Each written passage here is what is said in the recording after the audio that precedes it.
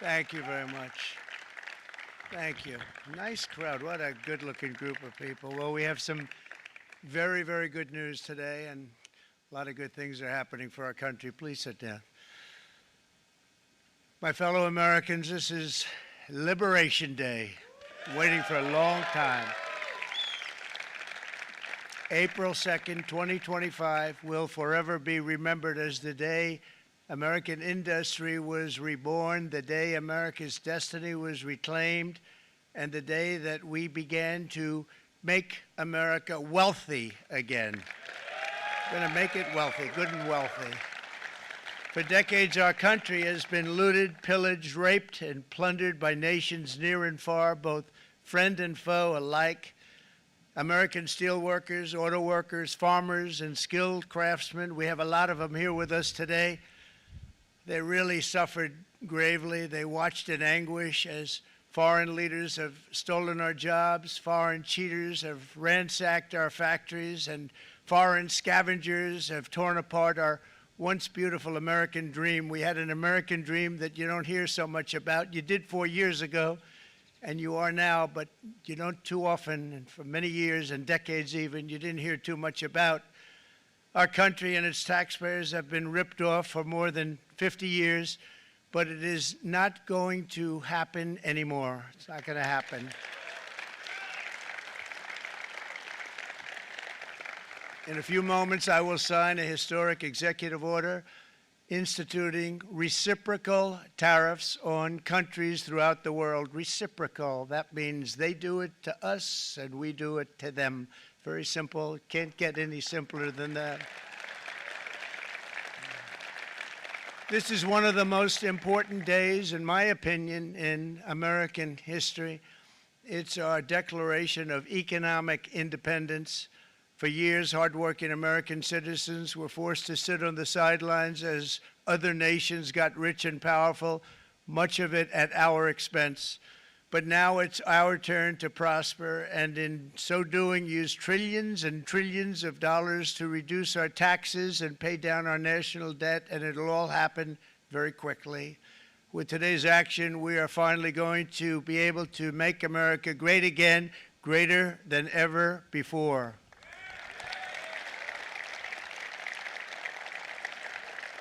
Jobs and factories will come roaring back into our country, and you see it happening already. We will supercharge our domestic industrial base. We will pry open foreign markets and break down foreign trade barriers. And ultimately, more production at home will mean stronger competition and lower prices for consumers. This will be indeed the golden age of America. It's coming back, and we're going to come back very strongly. We're pleased to be joined on this momentous occasion by Vice President JD Vance. JD, thank you. Thank you. Thank you very much. Where are you, JD? No, that wasn't too hard to find.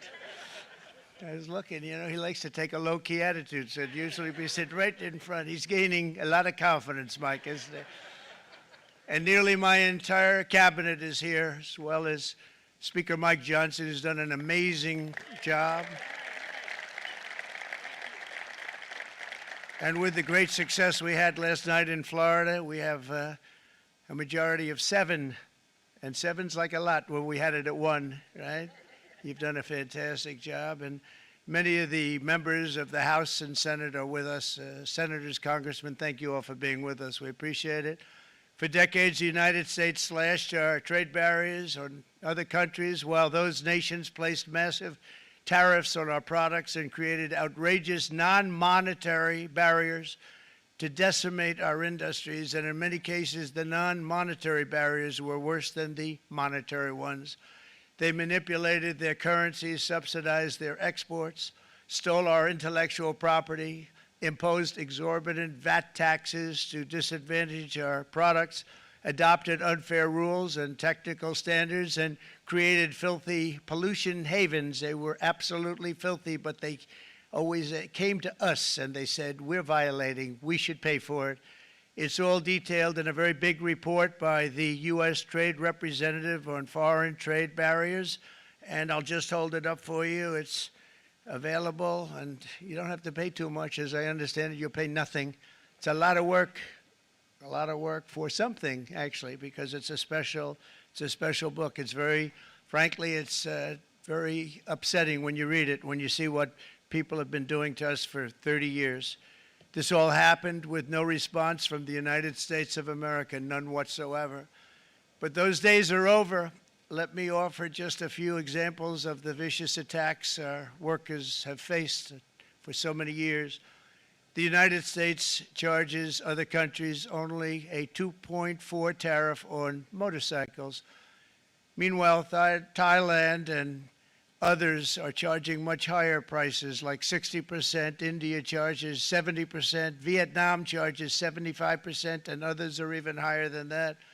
Likewise, until today, the United States has for decades charged a 2.5 tariff. Think of that, 2.5% on foreign-made automobiles. The European Union charges us more than 10% tariffs, and they have 20% VATs, much, much higher. India charges 70%, and perhaps worst of all are the non-monetary restrictions imposed by South Korea, Japan, and very many other nations. As a result of these colossal trade barriers, 81% of the cars in South Korea are made in South Korea. 94% of the cars in Japan are made in Japan. Toyota sells 1 million foreign-made automobiles into the United States, and General Motors sells almost none. Ford sells very little. None of our companies are allowed to go into other countries. And I say that, friend and foe, and in many cases, the friend is worse than the foe in terms of trade. But such horrendous imbalances have devastated our industrial base and put our national security at risk. I don't blame these other countries at all for this calamity. I blame former presidents and past leaders who weren't doing their job. They let it happen, and they let it happen to an extent that nobody can even believe. That's why, effective at midnight, we will impose a 25% tariff on all foreign-made automobiles.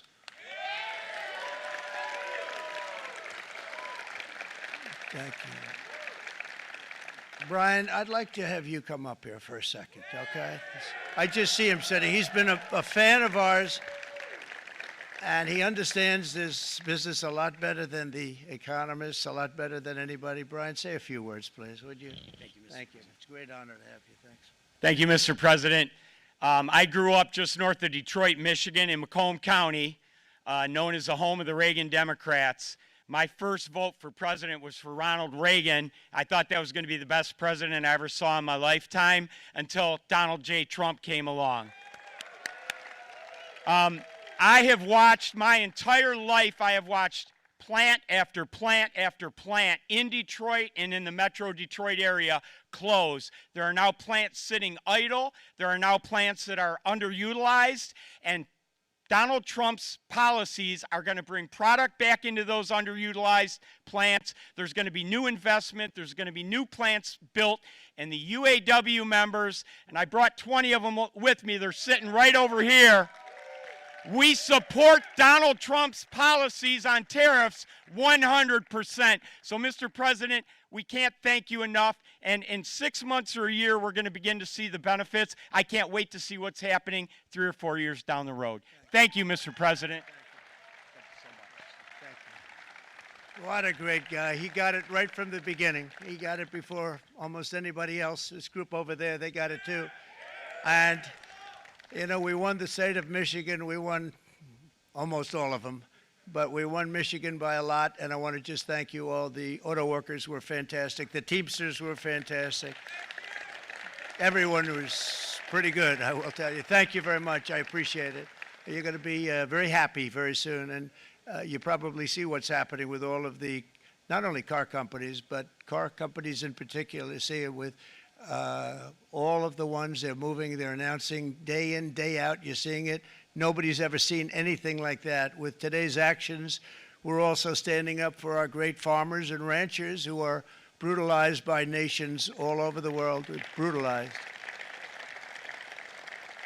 Canada, by the way, imposes a 250 to 300% 25% tariff on many of our dairy products. They do the first can of milk. They do the first little carton of milk at a very low price, but after that it gets bad, and then it gets up to 275, 300%. So when they're figuring what's Canada charging, they say, oh, about 2%, 3%. But take a look at what happens down the road. When you look a little bit, it's not a pretty picture, and we don't like it, and it's not fair. It's not fair to our farmers. It's not fair to our country. And with countries like Canada, you know, we subsidize a lot of countries and keep them going and keep them in business. In the case of Mexico, it's $300 billion a year. In the case of Canada, it's close to $200 billion a year. And I say, why are we doing this? Why are we doing this? I mean, at what point do we say, you got to work for yourselves, and you got to, this is why we have the big deficits. This is why we have that amount of debt that's been placed on our heads over the last number of years, and we're really not taking it anymore. Through non-tariff barriers, the European Union bans imports of most American poultry. You understand? They say, we want to send you our cars, we want to send you everything, but we're not going to take anything that you have. Australia bans, and they're wonderful people and wonderful everything, but they ban American beef, yet we imported $3 billion of Australian beef from them just last year alone. They won't take any of our beef. They don't want it because they don't want it to affect their farmers. And you know what? I don't blame them, but we're doing the same thing right now, starting about midnight tonight, I would say. And China charges American rice farmers an overquota, it's called, a tariff rate of 65%. South Korea charges 50%. Actually, they charge different, from 50% to 513%. And Japan, our friend, charges us 700%. But that's because they don't want us selling rice and other things. Who can blame them, Madam Secretary? Agriculture, great job you did on eggs, by the way. The egg prices came down 50%. You got them down 50%. Once we got involved, they were going through the sky. The egg prices, they were going through the sky, and you did a fantastic job. Now we have lots of eggs, and they're much cheaper, down about 59% now, and they're going down further. We charge 2.8% for so many things that other countries are charging 200%, 300%, and 400% for. If imposing tariffs and protective barriers made nations poor, then every country on earth would be racing to eliminate these policies, and China would be the first on line. They run a very strong country, but they're not first in line, and the American people are paying a very big price.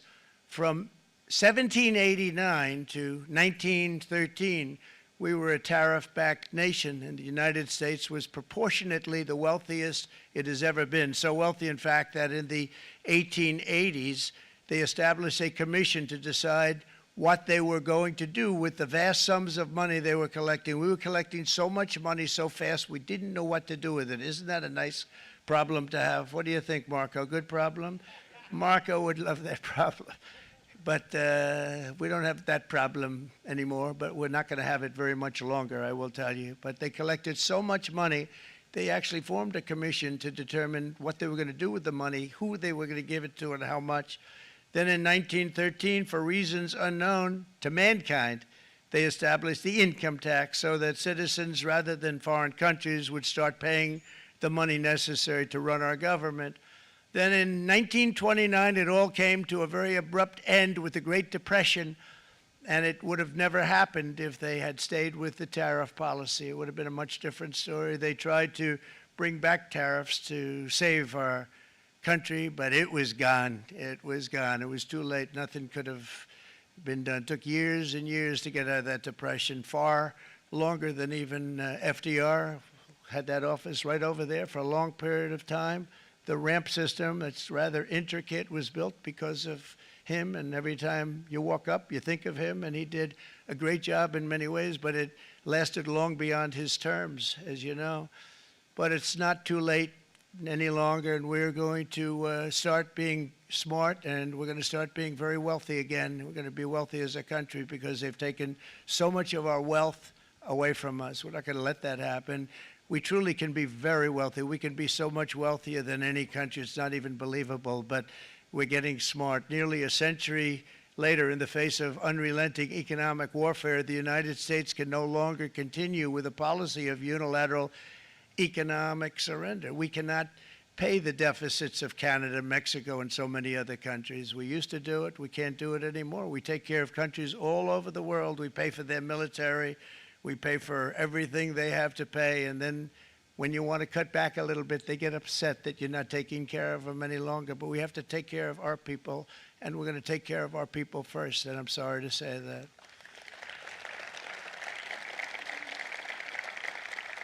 And today we're standing up for the American worker, and we are finally putting America first.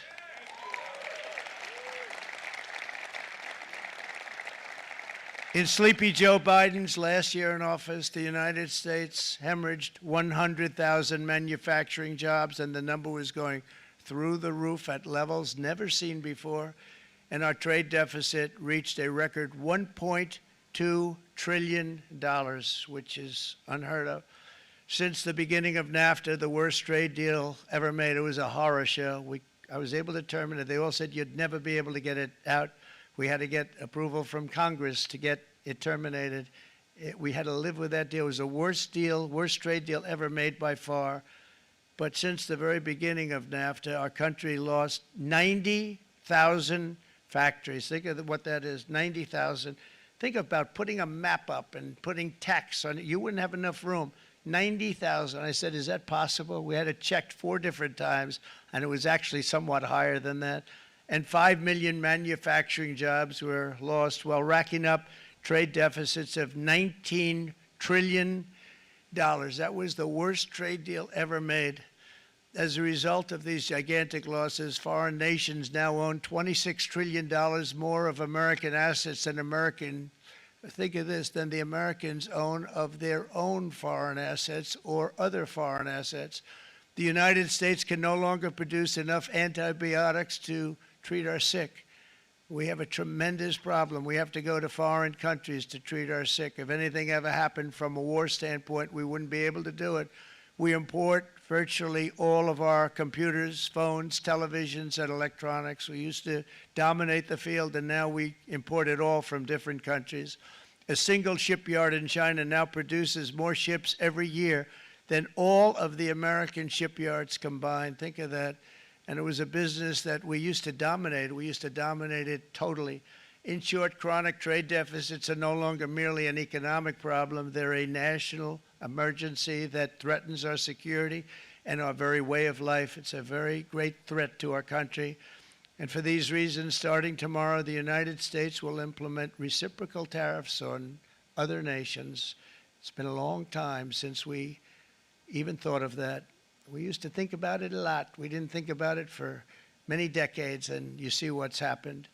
For nations that treat us badly, we will calculate the combined rate of all their tariffs, non-monetary barriers, and other forms of cheating. And because we are being very kind, we're kind people, very kind. You're not so kind when you got ripped off with your salaries. My auto worker friends and my Teamster friends and all of the unions that typically voted Democrat, they're not voting Democrat anymore because worker, whether union or non-worker, they're for the Republicans now. That's what happened. But we will charge them approximately half of what they are and have been charging us. So the tariffs will be not a full reciprocal. I could have done that, yes, but it would have been tough for a lot of countries. We didn't want to do that. I'd like to see the chart if you have it. Could you bring it up, Howard? This is our great Secretary of Commerce, Howard Lutnick. Thanks, Howard. So if you look at that, China, first row, China, 67%. That's tariffs charged to the USA, including currency manipulation and trade barriers. So 67%, I think you can, for the most part, see it. Those with good eyes, with bad eyes. We didn't want to bring, it's very windy out here. We didn't want to bring out the big charts because it had no chance of standing. Fortunately, we came armed with a little smaller chart. So it's 67%, so we're going to be charging a discounted reciprocal tariff of 34%. I think In other words, they charge us, we charge them less. So how can anybody be upset? They will be, because we never charge anybody anything, but now we're going to charge. European Union, they're very tough, very, very tough traders. You know, you think of European Union, very friendly. They rip us off. It's so sad to see. It's so pathetic. 39%, we're going to charge them 20%, so we're charging them essentially half. Vietnam, great negotiators, great people. They like me, I like them. The problem is they charge us 90%. We're going to charge them 46% tariff. Taiwan, where they took all of our computer chips and semiconductors. We used to be the king, right? We were everything. We had all of it. Now we have almost none of it, except the biggest company is coming in. We're going to end up with almost 40%. Lee Zeldin's working to get their approvals. And it's an amazing company. Mr. Wei, of one of the great companies of the world, actually. They're coming in from Taiwan, and they're going to build one of the biggest plants in the world, maybe the biggest for that. But 64%, we're going to charge them 32%. Japan, very, very tough, great people. And again, I don't blame the people for doing it. I think they're very smart in doing it. I blame the people that sat right in that Oval Office, right over there, right behind the Resolute desk or whichever desk they chose. Japan, 46%. They would charge us 46%, and much higher for certain items like cars, you know, little items like cars. 46%, we're charging them 24%. India, very, very tough, very, very tough. The Prime Minister just left, and he's a great friend of mine, but I said, you're a friend of mine, but you're not treating us right. They charge us 52%. You have to understand, we charge them almost nothing for years and years and decades, and it was only 7 years ago when I came in, we started with China and charged them. We took in hundreds of billions of dollars from China in tariffs, and they understood, honestly. President Xi understood. He said, look, I understand, and the other countries, and they all understand. We're going to have to go through a little tough love, maybe, but they all understand. They're ripping us off, and they understood it. Prime Minister of Japan, Shinzo Abe. He was a fantastic man. He was unfortunately taken from us, assassination. But I went to him and I said, Shinzo, we have to do something. A trade is not fair. And he said, I know that, I know that. And he was a great gentleman. He was a fantastic man, but he understood immediately what I was talking about. I said, Shinzo, we have to do something. He said, I know that. And we worked out a deal, and it would have been a much better deal, but frankly, there were many years left on the deal that was made previous to my getting there, but it was something. If you look at Switzerland, 61% to 31%. Indonesia, Malaysia, Cambodia. Oh, look at Cambodia, 97%. We're going to bring it down to 49. They made a fortune with the United States of America. United Kingdom, 10%, and we'll go 10%. So we'll do the same thing. South Africa, 60%, 30%, and they've got some bad things going on in South Africa. You know, we're paying them billions of dollars, and we cut the funding because a lot of bad things are happening in South Africa. The fake news ought to be looking at it. They don't want to report it. Brazil, 10%, 10%. Bangladesh is 74%. So you see what's going on. Pakistan, 58%.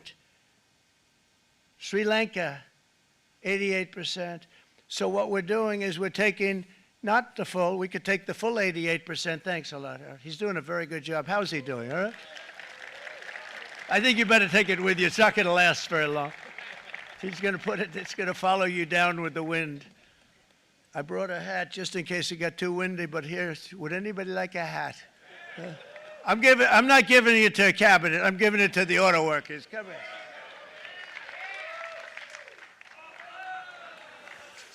Thank you, fellas. Get it. That's it. That's it. They deserve it more than our cabinet. Our cabinet has plenty of hats. But you see the numbers. The numbers are so disproportionate. They're so unfair.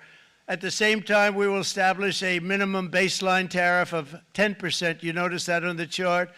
And that'll be on other countries to help rebuild our economy and to prevent cheating. So we're going to have a minimum of cheating, and we're going to be very severe on the people that at the gate that watch the tariffs and watch the product coming in, because there's been a lot of bad things happening at the gate because the money is so enormous that you're talking about. There's never been probably anything like it in terms of the enormity, and there are a lot of bad things happen at the people that do the check-in, and they're looking at 10-year jail sentences if they do play. We're going to treat them so good, but if they cheat, the repercussions are going to be extremely strong.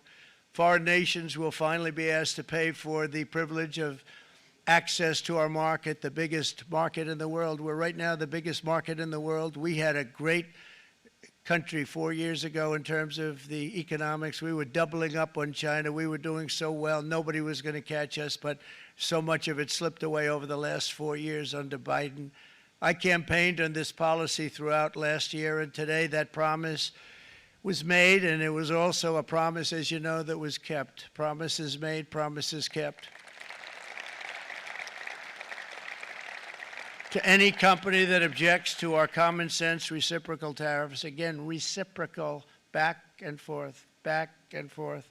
And I call this kind reciprocal. This is not full reciprocal. This is kind reciprocal. But what we do is we cut it in half. We charge them. My answer is very simple if they complain. If you want your tariff rate to be zero, then you build your product right here in America, because there is no tariff if you build your plant, your product in America. And we've seen companies coming in like we've never seen before. Likewise to all of the foreign presidents, prime ministers, kings, queens, ambassadors, and everyone else who will soon be calling to ask for exemptions from these tariffs. I say, terminate your own tariffs, drop your barriers, don't manipulate your currencies. They manipulate their currencies like nobody can even believe, which is a bad, bad thing and very devastating to us. And start buying tens of billions of dollars of American goods. Tariffs give our country protection against those that would do us economic harm. And many people were looking to do us economic harm. Maybe not so obviously, but they were doing tremendous economic harm. But even more importantly, they will give us growth. These tariffs are going to give us growth like you haven't seen before. And it'll be something very special to watch. I am so looking forward. And Brian, it's going to happen even faster than you said. You know, you might say, but it's already started. It's already started. Work's already begun on plants all around the country. And you see that as before. These are big, rich companies. We have $61 billion started on a big plant going up. It's going to be announced over the next 2 days, and they already started work. Many of these the biggest companies in the world, they've committed to build, build, build. We're going to build, build, build, sir. And they came here to see me, and wanted to know if they could have a press conference. I do as many as I can. I'm pretty busy trying to stop Russia and Ukraine and the Middle East. We got to stop that. We got to stop the Houthis, which we're making tremendous. They like shooting ships down and out of the water, sinking ships. They get a kick out of it, but they're not getting such a kick out of it now, are they, Mr. Secretary? They're not getting such a kick out of that now.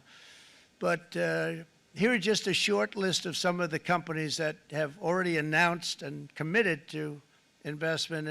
And this is a company that built its factories and its plants in China. Apple is going to spend $500 billion. They never spent money like that here. They're going to build their plants here. SoftBank, OpenAI, and Oracle, great companies, are investing $500 billion almost immediately. NVIDIA, a hot company, is investing hundreds of billions of dollars. They just announced. TSMC, the biggest, most important company in the world of chips from Taiwan, with no investment from us, is investing $200 billion. And they said the reason was, number one, the election of November 5th, and number two, the tariffs. They don't want to pay the tariffs, and the way they're not paying it is to build their plant here. So we're going to go from almost no percentage. We used to have 100% of the chip market. Now it's all in Taiwan. Almost all of it's in Taiwan. A couple of other countries, but mostly in Taiwan. And think of it. We had 100%. We lost it because of people in that office that didn't do their job. They allowed it to be stolen from us. Johnson & Johnson, great company, $55 billion. Eli Lilly, $27 billion. Meta is investing $500 billion. Wow. DeMac is investing $20 billion. CMA, CGM, $20 billion. And then you have Merck and Clarios, Stellantis, General Motors, GE Aerospace, Honda, Nissan, Hyundai are all putting in billions and billions of dollars, and they're committed 100%. So. And we've never had, and this is after 2.5 months. This is after just a short, this all took place as soon as we came out with what everybody wanted to do. You know, I watched a gentleman today on television, used to work with Lee Iacocca, a very respected automobile person, and he said, you know, because they're asking people, and they try and get as many negative people as they can, but they can't find them too much. It's pretty hard to find in terms of what we're doing, especially when they see all this investment. They said, so tell me, what do you think of what Trump is doing from the automobile standpoint? He said, I can't believe it. Somebody is finally, he's an older guy, real pro, really top guy, with Lee Iacocca. He said, I never thought I'd see the day when this would happen, where somebody had the courage to go and do what has to be done. This is transforming our nation. Our entire nation is going to be transformed, not only with the cars, but on every single other item that's built. We're going to become an industrial powerhouse. And he said that so beautifully today. In fact, I'm going to find out, I'm going to get a tape, and Bruce, I'm going to get that tape, and I'm going to send it to you out in Long Island, and you're going to play it for the people. And all your union workers and your non-union workers out there, you got a pretty even split. But we have, so far, it looks like we're going to have about $6 trillion of investments, and you wouldn't do that in years in this country over the last number of years. $6 trillion, and that's going to be much higher by the end of the year. And think of what $6 trillion is. You wouldn't have even a small percentage of that under this other system. We're going to be an entirely different country, and it's going to be fantastic for the workers. It's going to be fantastic for everyone. There will never have been a transformation of a country like the transformation that's already happening in the United States of America. It's an incredible thing to watch, and it's incredible to meet with the top people, people that you read about, very wealthy people, or people that are great managers and executives and presidents of big public companies. And to watch the enthusiasm they have now that they didn't have. They gave up on our country. They went to foreign countries and they built. Companies are pouring into our country at levels never seen before, with jobs and money to follow, and it's really beautiful. In the coming days, there will be complaints from the globalists and the outsourcers and special interests and the fake news. Always, the fake news will always complain. But never forget, every prediction our opponents made about trade for the last 30 years has been proven totally wrong. They were wrong about NAFTA. They were wrong about China. They were wrong about the Trans-Pacific Partnership, which would have been a disaster if I didn't terminate it. If I didn't terminate that, United Auto Workers, you would have had no jobs in this country. You would have had no jobs. It was all going to other countries. In my first term, they said tariffs would crash the economy. Instead, we built the greatest economy in the history of the world. And again, I have great respect for President Xi of China, great respect for China, but they were taking tremendous advantage of us, and I commend them for that. I say, hey, if you can get away with it, that's okay. But, you know, they understand exactly what's happening, and they probably, most of them are saying it's about time they did something, but and they're going to fight, and they're going to fight fair. Everyone's going to fight. You know, it's like, I say to the leaders, look, you got to take care of your country, but we have to start taking care of our country now.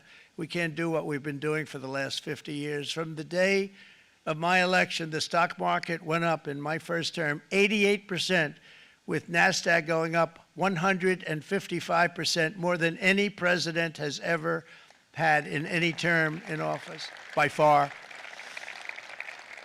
And I think we're going to blow that away. And maybe the numbers won't show, but I think they're going to show much better than even those numbers. But what you're going to see is you're going to see activity, that empty, dead sites, factories that are falling down, those factories will be knocked down, and they're going to have brand new factories built in their place. They're not only talking about renovating, they're talking about brand new, the best anywhere in the world, the biggest anywhere in the world. I have a friend who builds car plants, and I said, I want to see the biggest and the best. He said, well, we have to go to Mexico. I said, no, I want to see it in the United States. He said, we're not building them in there. This is a year and a half ago during the campaign. He said, we're not building it. You'd have to go to Mexico. When I was starting to decide to run, and I went to number one in the polls very rapidly, I want to say, like let's say in the first hour, and then shortly thereafter, it looked like I was going to win, and the fake news was saying, "Oh no, don't do this." What they don't know is if I didn't win, they would have really been in trouble, because nobody wants to read them anyway.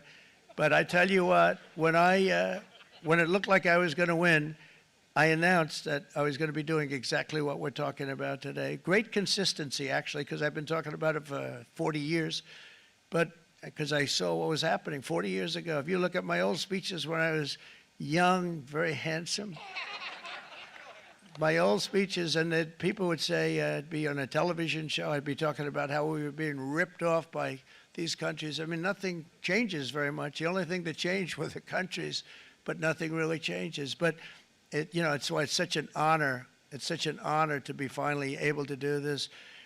If you look at China, I took in hundreds of billions of dollars in my term, hundreds of billions. They never paid 10 cents to any other president, and yet they paid hundreds of billions, so much so that Biden couldn't do anything. They wanted to try and terminate it because he had a very special relationship with China.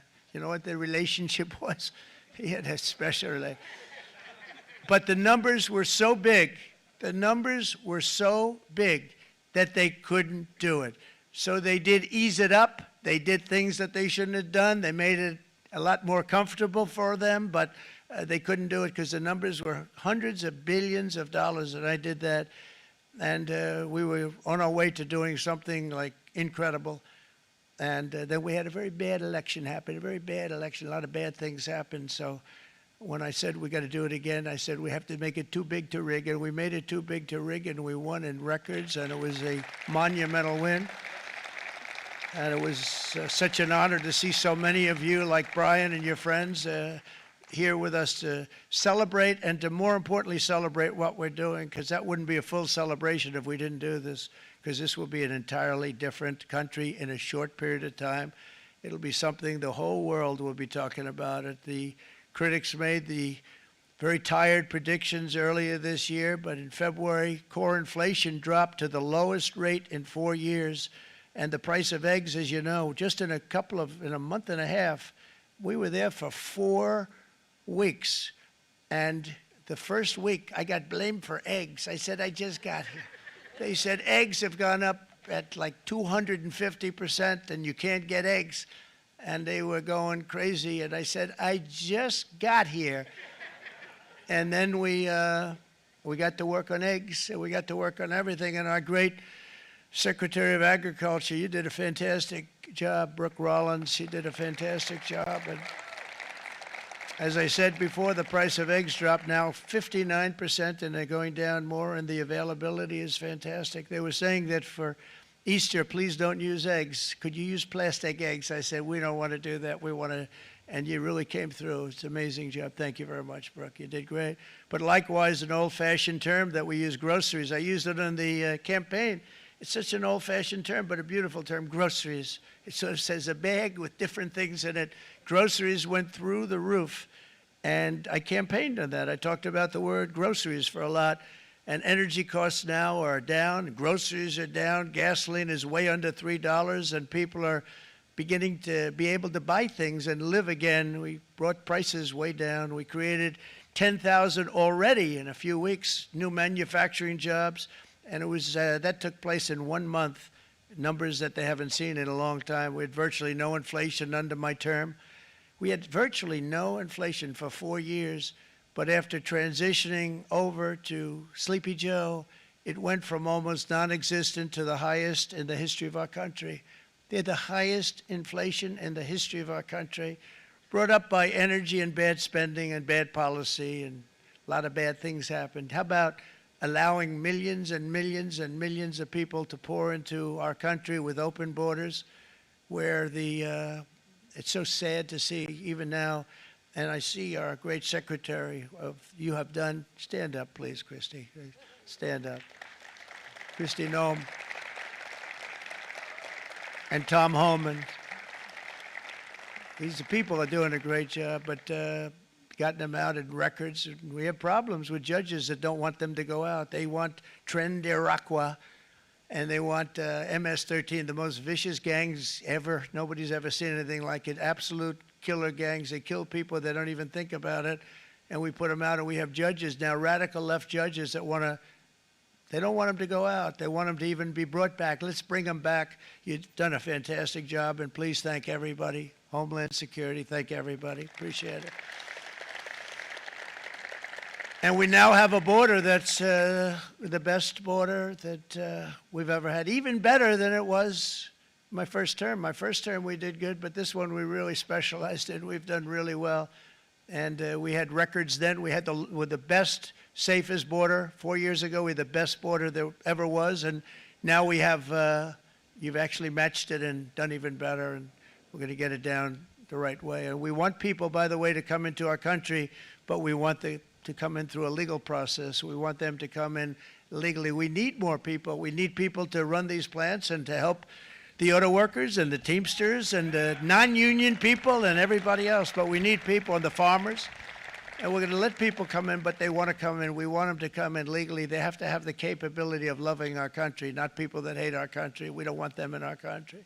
And now we're going to pass the largest tax cuts in American history, and that's where we're relying on Mike and John Thune. And we will not cut Social Security, Medicare, or Medicaid benefits, and the Democrats will, because if they got in, the entire economy would collapse. This country was heading for a collapse under the people that you saw. They were horrible. I think one of the reasons people like the job, I have my highest approval ratings because I think they're comparing me to the worst administration in the history of our country, so I appreciate that at least. But Speaker of the House Mike Johnson and Senate Majority Leader, appreciate it, Mike. John Thune have been fantastic, by the way. But they've been working tirelessly on taking the next step to pass the plan for our one big, beautiful bill. I'd like to name it that if you can. One big, I made that statement about 6 months ago, and everybody calls it one big, beautiful bill.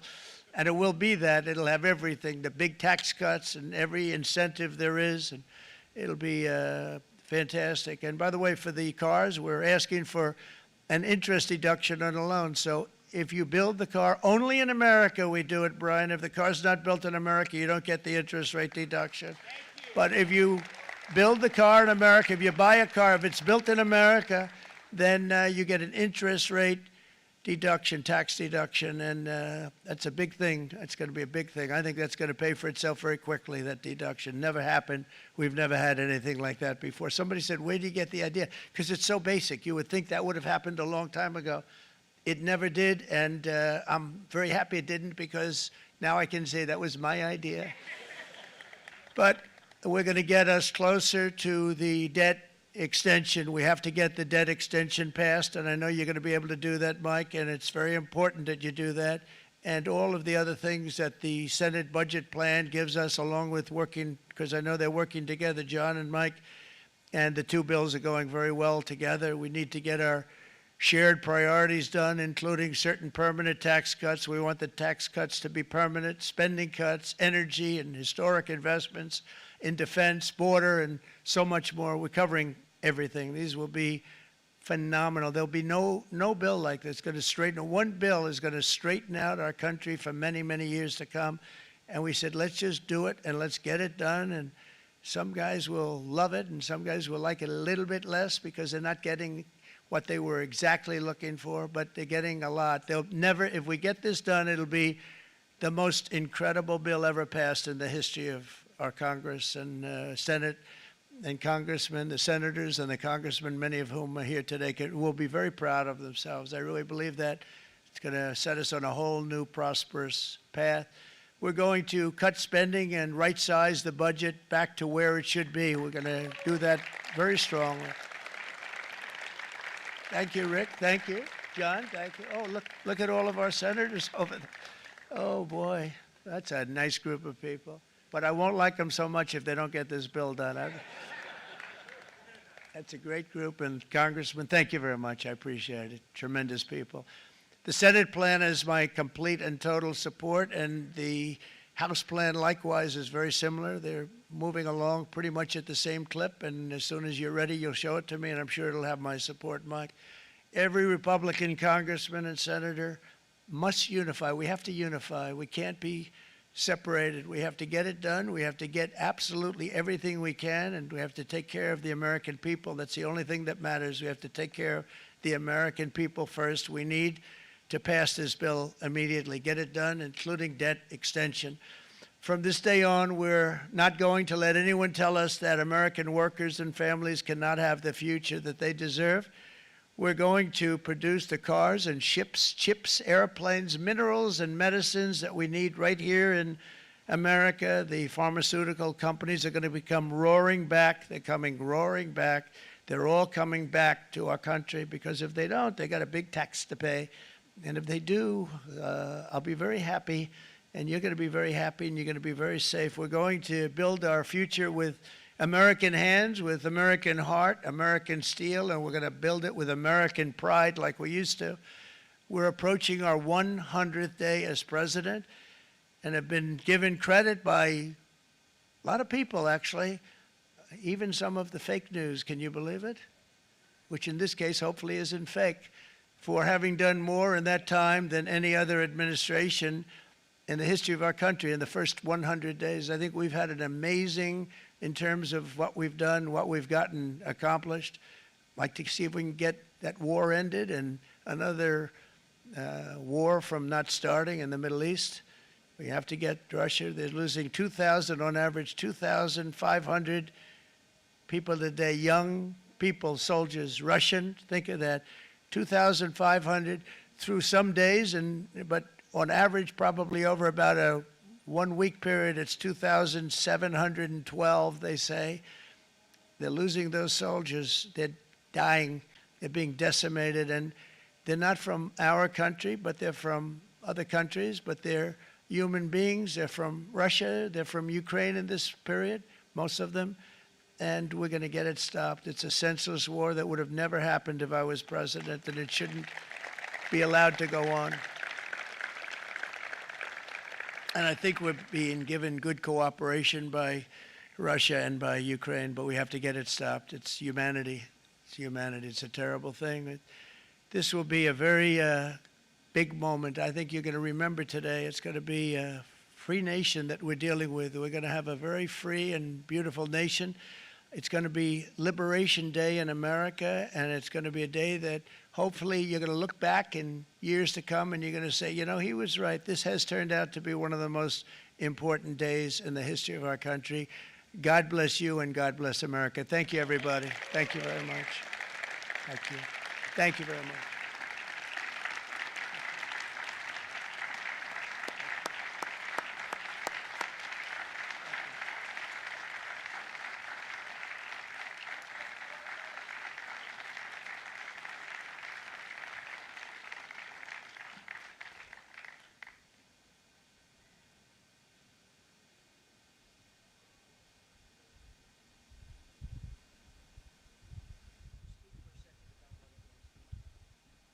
This is Will, everybody. He's going to just give you a little bit of a briefing on what we're signing. Good afternoon, y'all. We have two documents prepared for the president's signature today. One closes what's referred to as the de minimis loophole with respect to imports from the People's Republic of China. The other is the big one, is the reciprocal tariff executive order that the president just spoke about at length. This is obviously a huge deal, and it's been an honor to be a part of your team getting this ready for you, sir. Thank you very much. Thank you.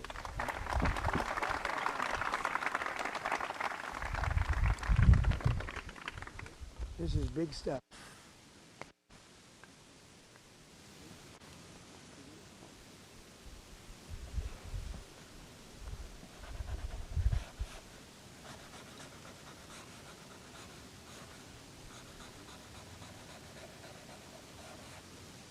That's a 10. That's a good one. Look. That's a good one. That's a good one. Thank you. Thank you, sir.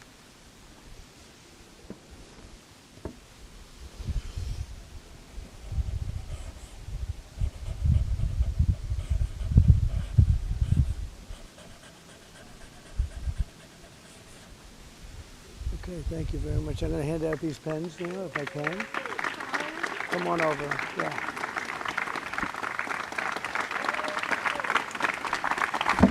Thank you very much. Thank you, sir. Come up here, Madam Secretary. Come on over.